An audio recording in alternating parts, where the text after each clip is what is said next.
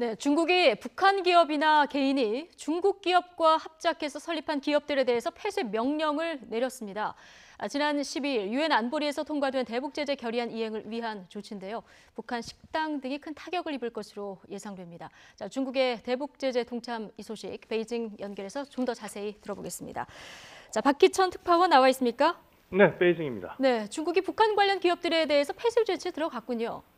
네, 중국 상무부와 공산중국이 어제 홈페이지에 공고문을 올려 북한 관련 기업들에 대해 폐쇄 통보를 했습니다. 지난 10일 유엔 안보리에서 통과된 대북 제재 결의 2375호에 따른 조치라고 중국 당국은 설명했습니다. 공고문을 보면 해당 기업은 결의안이 통과된 지난 12일부터 120일이 되기 전에 폐쇄 조치를 끝내야 합니다. 안보리 결의가 통과된 지난 12일부터 계산을 해보면 내년 1월 9일까지는 문을 닫아야 하는 겁니다. 예, 북한 관련 기업이 이제 폐쇄의 대상이라고 했는데 구체적으로는 어떤 기업들이 여기에 해당이 됩니까? 네, 북한 기업이나 개인이 중국 영토 안에서 중국 기업과 설립한 합자 회사나 합작 기업 그리고 외자 기업이 폐쇄 대상입니다. 또 중국 기업이 북한 또는 제3국에서 북한 기업이나 개인과 만든 기업도 문을 닫아야 합니다. 다만 안보리 북한 제재위원회에서 예외 조항을 둔 비영리적, 비상업적인 공공인프라와 관련된 기업은 제외됐습니다. 예, 박기천 기자, 이런 회사들이 중국에 얼마나 있습니까?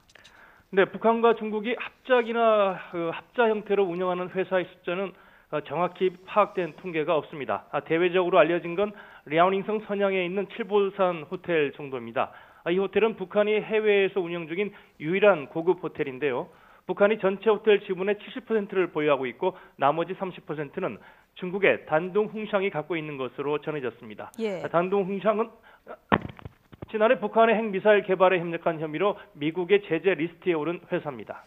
예, 그리고 중국에서 운영되는 북한 식당들도 있는데요. 이번 조치에 해당이 되는 거죠?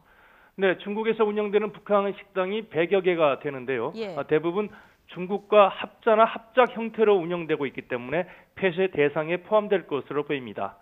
이들 식당은 대부분 자본 조달과 경영은 중국 측이 맡고 있고 주방과 서빙은 북한 측이 맡는 형태로 운영되고 있습니다. 원래 북한 식당의 주 고객은 한국인들이었는데요. 지난해 1월 북한이 4차 핵실험을 한 뒤 한국인들이 발길을 끊으면서 영업에 많은 어려움을 겪었습니다. 버티다 못해 문을 닫은 식당도 여럿 나올 정도였는데요. 이번에 폐쇄 대상에 오르면서 북한 식당은 직격탄을 맞을 것으로 예상됩니다. 예, 중국의 대북 제재 동참 소식 베이징 박기천 특파원과 알아봤습니다.